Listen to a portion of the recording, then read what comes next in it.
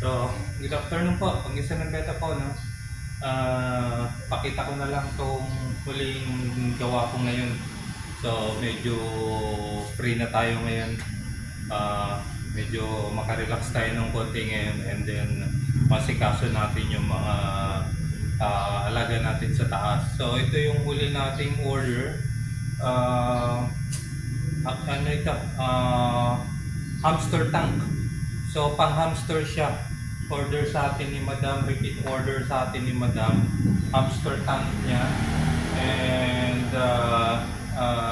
pakita ko yung full ano niya, yung closer look niya.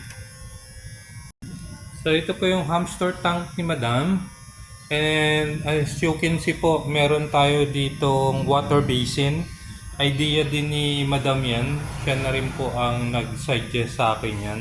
Since po yung kanyang tank, pagka po wala tayong water basin, nilalanggam yung kanyang tank.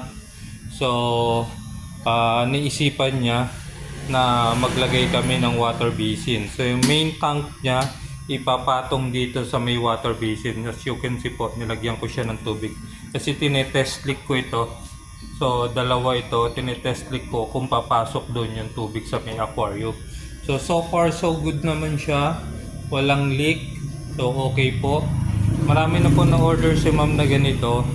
So, ayan po. This time is medyo maliit itong pinagawa niya.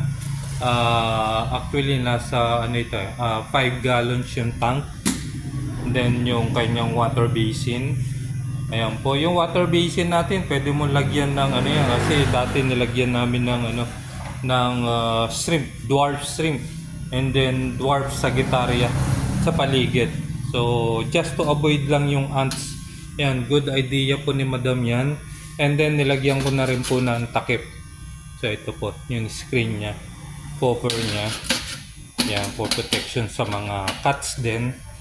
Yan po. Yan po. Dalawa siya.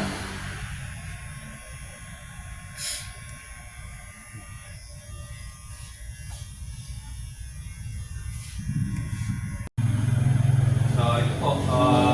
Ready for pick up na po yung mga tank natin. Nalinis na. Na-test leak na natin. So, ready for pick up na ito. Hinihintay na lang natin siya i-pick up. So, kung meron po kayong question regarding hamster tank, kung magkano siya, PM nyo na lang po ako. And always po, like and share na lang po yung ating Facebook page, Facebook channel, YouTube, TikTok. So, nandun po sila lahat. So, again po, Pangasinan Beto po.